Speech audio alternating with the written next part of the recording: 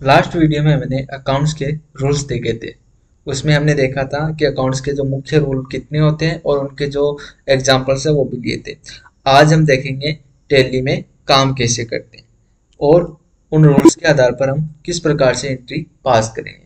तो सबसे पहले आपके पास इस प्रकार का जो डैशबोर्ड आता है उसको गेटवे ऑफ टैली कहते हैं। ठीक है, यहाँ पर period, alter, charts of accounts, ये चीजें आती है। फिर नीचे आता है वाउचर। तो आज हम वाउचर्स को समझेंगे।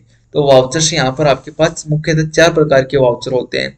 जैसे कि आप अगर कीबोर्ड से एल्ट एल्ट के साथ सॉरी अगर आप कीबोर्ड से F4 प्रेस करोगे तब आपके पास कॉन्ट्रा वाउचर आ जाएंगे। फिर माउस से क्लिक करोगे यहाँ पर तो आपके पास कॉन्ट्रा वाउचर आ जाएगा। इसमें कौन सा लेन देन होगा? इसमें बैंक टू कैश, यानी कि बैंक में पैसे जमा करवाना हो या फिर बैंक से पेमेंट निकालना हो, ऐसे कोई भी ट्रांजेक्शन हो वो कॉन्ट्रा में पास किए जाते हैं। फिर आता है आपका F5 से पेमेंट वाउचर। ठीक है, पेमेंट वाउचर में हमें किसी भी पार्टी को पेमेंट करना, किसी भी एक्सपेंसेस के बिहाफ पर पेमेंट करना है तो वो यहाँ पर पेमेंट वाउचर में ट्रांजेक्शन होगा। फिर आता है रिसीट वाउचर। कहीं से भी हमें पेमेंट रिसीव करना, किसी पार्टी से फिर कई अदर सोर्स से हमें पेमेंट रिसीव होता है तो वो रिसीट वाउचर में एंट्री पास करते हैं। फिर आता है आपका जनरल वाउचर। ठीक है, इसमें हम जनरल जो एडजस्टमेंट या फिर अदर ट्रांजेक्शन है जो वो हम करते हैं, जिसमें हमें पेमेंट ना तो लेना होता है ना ही पेमेंट करना होता है। इसके अलावा जो ट्रांजेक्शन होते हैं वो जनरल। तो मुख्यतः ये 4 वाउचर ही होते हैं जिसमें हम काम करना सीखेंगे। तो बेसिकली हम 4 वाउचर को ही सीखेंगे, बाकी की जो वाउचर है वो बाद की बात है। तो इन वाउचर्स को देखेंगे। तो सबसे पहले हम देखते हैं कॉन्ट्रा या फिर पेमेंट। ये 3-4 वाउचर है, ये ज्यादा काम आते हैं, कॉन्ट्रा, पेमेंट, रिसिप्ट, जनरल। ठीक है, अब इनका जो मोड है वो भी सिंगल एंट्री मोड है, यानी कि सिंगल एंट्री मोड है, यानी कि आप इसमें फास्टली वर्क कर सकते हो। लेकिन जो बिगनर है, जो न्यू है, उनके लिए ये प्रॉब्लम खड़ी कर सकता है। इसलिए हम इसको डबल एंट्री मोड में लेके जाएंगे। तो डबल एंट्री मोड में ले जाने के लिए इसको हमें कंट्रोल के साथ एच प्रेस करना होगा। अब डबल एंट्री मोड का जो प्रॉफिट है वो ये है कि जैसे आपका ट्रांजेक्शन होता है वो उसको एट सेम, यानी कि उसको सेम ही हमें यहाँ पर क्या करना हो, राइट डाउन करना होता है, आपकी एंट्री सोल्व हो जाएगी। तो इसलिए वो आसान है, क्योंकि आपको आपने अकाउंट्स के रूल पढ़े हैं, उसके आधार पर आप एंट्री सोल्व करोगे। एंट्री सोल्व करने के बाद में उसको यहाँ पर इम्प्लीमेंट करना है। तो आपको सिंपली कंट्रोल एच प्रेस करना है, कंट्रोल और एच को साथ में प्रेस करना है और यहाँ से सिंगल एंट्री मोड को डबल एंट्री मोड में लेके आना है। अब यहाँ पर ये पेमेंट ऑप्शन में देखो, यहाँ पर बाई बाई बाई का जो मार्क आ रहा है तो हमें बाई मार्क है उनको भी हटाना है, क्योंकि हम तो डीआर और सीआर को पढ़े हैं कि अकाउंट्स में 2 पक्ष होते हैं, डेबिट और क्रेडिट। तो डेबिट और क्रेडिट को लाने के लिए आपको क्या करना, सिंपली क्या करना, कीबोर्ड से F12 प्रेस करना है। तो आपको अब जैसे F12 प्रेस करेंगे यहाँ पर इस प्रकार की स्क्रीन आएगी। इसमें जो पहला ही ऑप्शन है यूज CRDR, ठीक है, इसको आपको क्या कर देना है, यस कर देना है और इसको एंटर कर देना है। फिर कंट्रोल के साथ ए प्रेस कर देना, आपका ये CRDR में हो जाएगा। अब आपको आसानी से समझ में आ जाएगा। अब सभी में ये फंक्शन है वो लागू हो चुका है। ठीक है, यानी कि आपने एक जगह चेंज किया, सभी में वो चेंजमेंट हो चुकी है। ठीक है, इस प्रकार से हम वाउचर को काम में लेंगे। तो वाउचर को काम लेने से पहले हम 2 चीजों को और जान लेते हैं। यहाँ पर कीरेट का क्या यूज होता है कि हम कोई भी नई चीज हमें कीरेट बनानी हो या फिर कोई भी नया काम हमें करना हो तो उसको पहले कीरेट करना होता है, जिसमें ग्रुप्स आते हैं, लेजर्स आते हैं। ठीक है, मेन चीज होती है ग्रुप्स और लेजर्स। यानी कि ग्रुप्स क्या होते हैं, अकाउंट्स में ग्रुप्स होते हैं, एक पर्टिकुलर समान नेचर के जो ट्रांजेक्शन है उनको एक जगह हमें क्या करना होता है, संग्रहित करना होता है। उसके लिए ग्रुप काम में आते हैं। जैसे कि एक्सपेंसेज होता है, एक्सपेंसेज को हम सभी एक्सपेंसेज की लिस्ट को हम एक जगह सम्मिलित कर सके, इसलिए वो ग्रुप हमें काम में आते हैं। कि हमें जैसे कि हमें खर्चे होते हैं तो खर्चे को हम देखना होता है तो वो एक जगह कहाँ पे मिलेंगे, एक जगह ग्रुप मिलेंगे, तो उनके लिए एक्सपेंसेस का ग्रुप बना होता है। इस प्रकार से अलग अलग ग्रुप बने हुए थे। उसी प्रकार लेजर है, तो लेजर एक बही खाता होता है जिसमें हम अलग अलग व्यक्तियों के रिकॉर्ड है वो रखते हैं, तो वो हमें क्रिएट करनी होती है, तो उसके लिए लेजर काम में आती है। इसी प्रकार करेंसी वाउचर है वो अदर चीजें, वो बाद की बातें। मुख्यतः 2 चीजें आपको यहाँ पर ध्यान में रखनी स्टार्टिंग में। ठीक है, इनको हम समझने के लिए एक बार एल्टर में जाएंगे। अगर इनसे संबंधित कोई चेंजमेंट करना हो कि हमने कोई क्रिएट किया, उसमें त्रुटि हो चुकी है या फिर वो गलत तरीके से क्रिएट हो चुका, तो उसकी उसमें चेंजमेंट करने के लिए यहाँ पर आपको एल्टर में आना होता है। ठीक है, अब रही बात यहाँ पर ग्रुप की, तो ग्रुप आपको टैली पहले से ही बनी हुई देती है, यानी कि कुछ लगभग जो ग्रुप है जो मोस्टली आपके काम आते हैं, उस भी ग्रुप आपको टेली पहले से बना के देती है, जो अकाउंट्स में मोस्टली यूज होते हैं। तो यहाँ पर देखो आपको सभी जो ग्रुप है वो दे रखे हैं, जैसे कि यहाँ पर दे रखा है बैंक अकाउंट। बैंक अकाउंट यानी कि बैंक, यानी कि जो आपका जो नॉर्मल बैंक अकाउंट होता है, सेविंग अकाउंट होता है, उसको आप यहाँ पर शामिल कर सकते हो। बैंक ओसीसी अकाउंट यानी कि आपका लोन अकाउंट कर सकते हो, एक तरीके से लोन अकाउंट है, उसको यहाँ पर आप शामिल कर सकते हो। फिर है bank OD, overdraft account या फिर करंट अकाउंट, यहाँ पर आप शामिल कर सकते हो। ब्रांच एंड डिवीजन, यहाँ पर आपकी कंपनी की जो ब्रांचेज है उनको शामिल कर सकते हो। कैपिटल अकाउंट, जो पूंजी खाता है उसको यहाँ पर आप शामिल कर सकते हो, जिससे आप बिजनेस स्टार्ट करते हो वो यहाँ पर आ जाता है। फिर आता है कैश इन हैंड, आपका जो कैश है, जो नगद है, वो उसका ग्रुप यहाँ पर होगा। ठीक है, जो आप कैश के रूप में अपनी कंपनी में लिक्विड रूप में रखते हो, उसके लिए ये ग्रुप काम में आता है। करंट एसेट्स के लिए, यानी कि चालू संपत्तियां हैं, वो इस ग्रुप में आती है। Current liabilities, deposit assets, direct expenses, direct income, duties and tax, expenses, expenses direct. देखो यहाँ पर direct expenses, direct income, expenses, expenses direct indirect, इसका मतलब है कि हमें हमारी सुविधा के लिए डबल बार दे रखे हैं कि हमारी सुविधा हो। कई बार हम डायरेक्ट एक्सपेंसेस के रूप में सर्च करते हैं, कई बार एक्सपेंसेस के रूप में हम डायरेक्ट सर्च करते हैं, तो दोनों में हमें कंडीशन में ये दोनों ऑप्शन हमें शो हो जाए, इसलिए हमें यहाँ पर डबल बार दे सकते हैं। अगर हम डायरेक्ट डी से सर्च करेंगे तो यहाँ पर ये ऑप्शन आ जाएंगे, अगर हम ई से एक्सपेंसेस सर्च करेंगे तो ये दोनों ऑप्शन है। यानी हमें सुविधा हो इसलिए दोनों तरीके से दे रखा। फिक्स एसेट्स, फिर इनकम को भी दोनों तरीके से दे रखा है।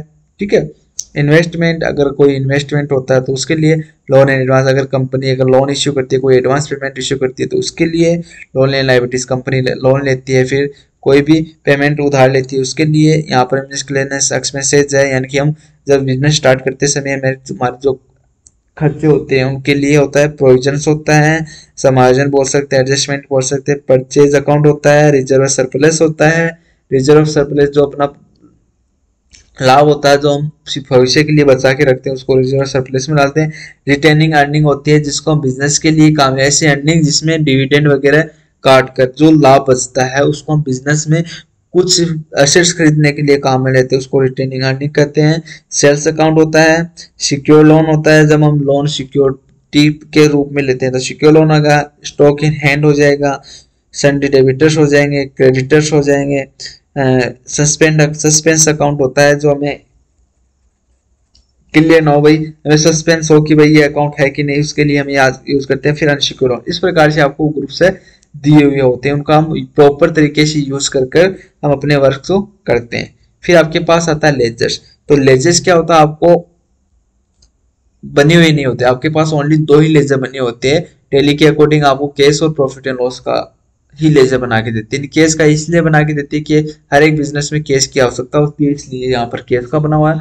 एंड प्रॉफिट एंड लॉस की भी है, जहाँ पे केस लगता है वहाँ पे प्रॉफिट भी हो सकता है, लॉस भी हो सकता है, इसलिए दोनों लेजर बना के देते हैं। अब आपके पास मन में सवाल हो गया, भाई बैंक भी तो चाहिए, बैंक अकाउंट भी तो होता है, लेकिन टेली को इतने पता ना है कि भाई कौन से बैंक अकाउंट में आपको खाता है, इसलिए बैंक का लेजर नहीं बना के देते। वो आपकी बैंक जिस बैंक अकाउंट में आपका खाता है उसके अकॉर्डिंग आपका बैंक का वो क्रिएट होगा। तो यहाँ पर आप नई लेजर क्रिएट कर सकते हो। अगर मान लो कि मुझे कोई भी लेजर क्रिएट करना है, जैसे कि मेरी बैंक है वो है SBI, ठीक है, SBI बैंक है। अब इसका जो अंडर होगा वो मान लो कि मेरा नॉर्मल बैंक सेविंग अकाउंट है, तो सेविंग अकाउंट रखते हुए यहाँ पर मैंने इसको एंटर कर दिया। ठीक है, और यहाँ पर मेरे पास बैंक अकाउंट में 1 लाख रुपए अवेलेबल है। ठीक है, मैंने इसको एंटर कर दिया कि मेरे बैंक अकाउंट में 1 लाख रुपए अवेलेबल है। ठीक है, इस प्रकार से हम एक लेजर बना सकते हैं। अगर उससे संबंधित बैलेंस तो वो बैलेंस भी डाल सकते हैं। देखो यहाँ पर SBI का अकाउंट आ गया, अभी आपको वाउचर्स में शो हो जाएगा। ठीक है, इस प्रकार से हम वर्क है वो कर सकते हैं। अब चलते हैं, या मैंने आपको की रेट बता दिया, अल्टर बता दिया। अल्टर में मुख्यतः दो ही चीजों का यूज होता है, और बाकी की जिस प्रकार से हम आगे बढ़ेंगे उस प्रकार से इनका यूज सीखेंगे। तो अभी दो प्रकार के से ही हम इनको सीखेंगे। अब नेक्स्ट आता है आपका वाउचर्स। तो वाउचर्स को हमें यूज करना आता है, जैसे कि मैं आपके पास कुछ एग्जांपल्स लेके आया हूँ। तो यहाँ पर आपके पास कुछ जनरल एंट्री है वो हम करेंगे। तो यहाँ पर जनरल एंट्री है, पहले कंपनी विड्रॉ फ्रॉम बैंक 75,000 रुपये, कंपनी ने 75,000 रुपये विड्रॉ किया। तो इसकी एंट्री क्या होगी, हमारे पास अगर हम बैंक से पैसे निकालते हैं तो हमने रूल क्या पढ़ा था भाई, आपको रूल याद होना चाहिए कि भाई हमारे पास जब पेमेंट आता है तब हम क्या करते हैं, कैश पेमेंट आता तो हम उसको डीआर करते, तो हमारे पास कैश कैश तो क्या हो जाएगा, डीआर हो जाएगा। और किस से आ रहा, बैंक से आ रहा, तो बैंक यानी कि बैंक से आ रहा, तो कौन सी बैंक से है, हमारा तो खाता एसबीआई बैंक में, एसबीआई बैंक में है, तो देने वाला व्यक्ति कौन हो गया, एसबीआई। यानी कि देने वाले व्यक्ति को सीआर करो और पाने वाली वस्तु को डीआर करो, आने वाली वस्तु को डीआर करो, तो आने वाली वस्तु कैश है और देने वाला व्यक्ति एसबीआई। इस ट्रांजेक्शन को हमें सोल्व करना था, हमें सोल्व करना होगा, तो इस प्रकार से आपको सोल्व करना होगा कि भाई cash account DR to SBI account. ठीक है, इसको हमें टैली में कैसे सोल्व करना है तो वो देखते हैं। तो आपको पहले ये यहाँ पर सोल्व करना आना चाहिए कि आपकी एंट्री में यहाँ पर डायरेक्ट यहाँ पर रख देता हूँ कि जैसे कि एक सेकेंड मैं इसको यहाँ पर सोल्व कर देता हूँ। जैसे कि आपकी कंपनी ने विड्रॉ किया बैंक से आर एस 75,000, तो 75,000 रुपये हमारे पास आए कैश के रूप में, यानी कि हम विड्रॉ करते हैं तो कैश हमारे पास आता है, तो कैश अकाउंट डीआर, आने वाले वस्तु को डीआर करते हैं। और किस देने वाला व्यक्ति कौन है, गया किससे, एसबीआई बैंक से, तो टू एसबीआई अकाउंट, यानी कि एसबीआई अकाउंट जो देने वाला व्यक्ति है वो एसबीआई बैंक है, तो उसको हम सीआर कर देते हैं। ये आपका ट्रांजेक्शन हो गया, ये डीआर हो गया, ये सीआर हो गया। ठीक है, अब इसको हमें टैली में करना होगा, तो टैली में करने के लिए आपको टैली में चलना होगा। तो हम टैली में आ जाते हैं। अब इसको हमें किस में करना, कॉन्ट्रा अकाउंट में करना। मैंने पहले बता दिया कि आपको कॉन्ट्रा में करना, जब पेमेंट जमा कराना हो बैंक से या फिर निकालना हो, तो उसकी की होती है वो F4 होती है, फिर यहाँ से आप क्लिक करके भी आ सकते हो। ठीक है, माउस से। तो यहाँ पर देखो आपको क्या पूछ रहा है, पहले सीआर पूछ रहा है, तो आपकी एंट्री में सीआर क्या है, तो सीआर एसबीआई बैंक है। आपकी अकाउंट में क्या है, सीआर एसबीआई बैंक है, तो आप एसबीआई को सिलेक्ट कीजिए। यहाँ पर एसबीआई को आपको सिलेक्ट करना है, तो यहाँ पर एसबीआई को सिलेक्ट करना है। और कितना अमाउंट आप निकाल रहे हो, 75,000 रुपये, तो यहाँ पर 75,000 रुपये आप 75,000 रुपये एंटर कर दोगे और यहाँ से एंटर करते हुए, ठीक है, अब डीआर से आ गए, तो यहाँ पर डीआर रिफ्लेक्ट हो गया, डीआर पर एक बार एंटर करना, आपको आगे आ जाना है। अब डीआर में क्या अपना केस है, तो केस यहाँ पर सिलेक्ट कर लेंगे, एंटर कर देंगे और यहाँ पर आपको नरेशन लिख देना है कि जो ट्रांजेक्शन है कि भाई कंपनी विड्रॉ 75,000 फ्रॉम बैंक, तो ये आपका ट्रांजेक्शन हो जाएगा। ट्रांजेक्शन सॉरी नरेशन हमेशा बैंक से स्टार्ट होता है, bank company withdraw of R S 75,000 from SBI bank saving account, जो भी आपका है वो यहाँ पर नरेशन करते हैं, एंटर कर देंगे और एंटर कर देंगे। आपका ये ट्रांजेक्शन कंप्लीट हो चुका है। इस प्रकार से ये ट्रांजेक्शन आपका कंप्लीट हो चुका है। अब नेक्स्ट ट्रांजेक्शन पर आते हैं।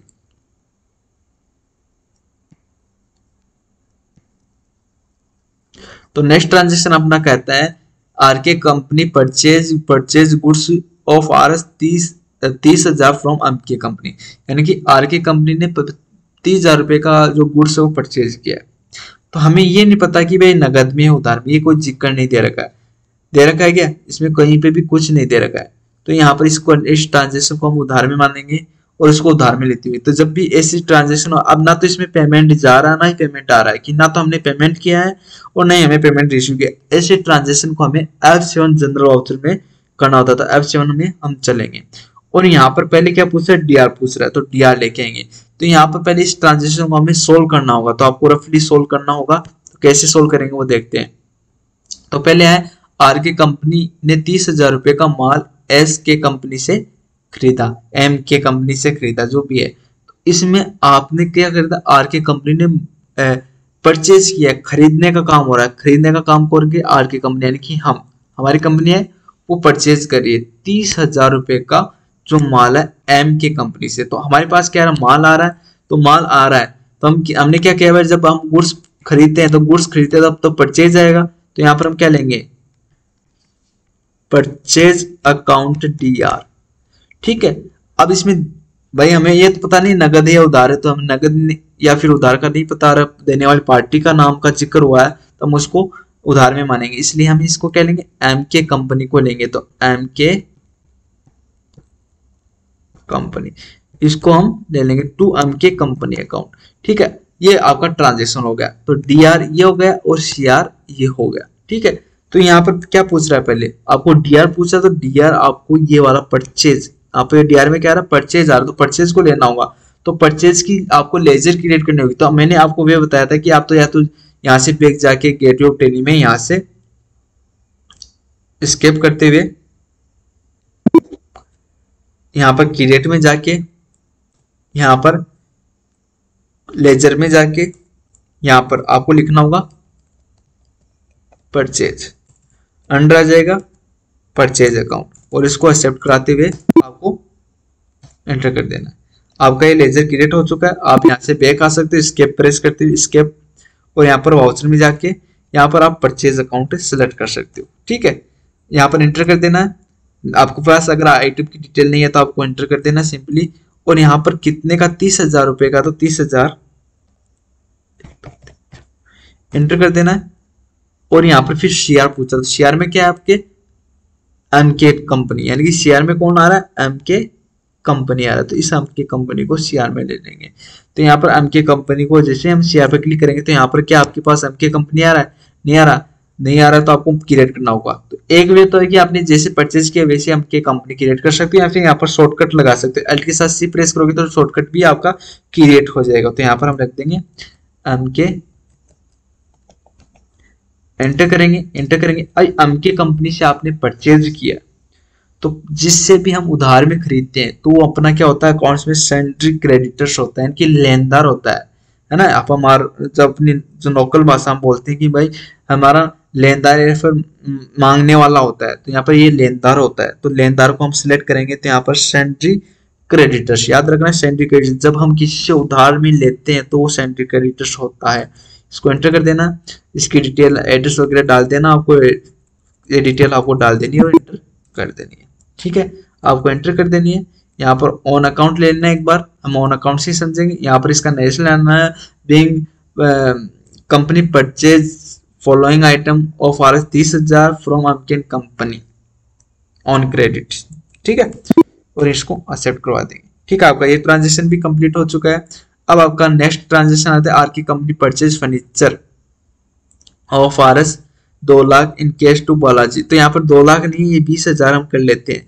तो यहाँ पर मान लो कि 20,000 रुपए का जो फर्नीचर है वो हमने बालाजी कंपनी से खरीदा है। तो यहाँ पर बालाजी कंपनी से खरीदा, तो यहाँ पर पहले आपको इसको सोल्व करना हो। तो सोल्व करने के लिए हमारे पास फर्नीचर आया, यानी कि पर्टिकुलर जो चीज खरीद रहे हैं उसका नाम यूज हुआ है, तो आने वाली वस्तु को डीआर करो। तो फर्नीचर अकाउंट डीआर, और देने वाली पार्टी का जिक्र हुआ है तो बालाजी फर्नीचर, लेकिन इसका नाम नहीं लेंगे क्योंकि इसमें इन केस आया है कि हमने जो फर्नीचर खरीदा वो नगद में खरीदा, तो नगद दे दिया, इसलिए हम इस पार्टी को नहीं लेंगे, इस पार्टी का नहीं लेंगे, क्योंकि हमसे नगद या तो जाने वाली वस्तु को हम लेंगे। अगर इसका जिक्र नहीं होता, तो हम यहाँ पर देने वाली पार्टी को लेते। ठीक है, लेकिन इसका जिक्र ही नहीं हुआ है।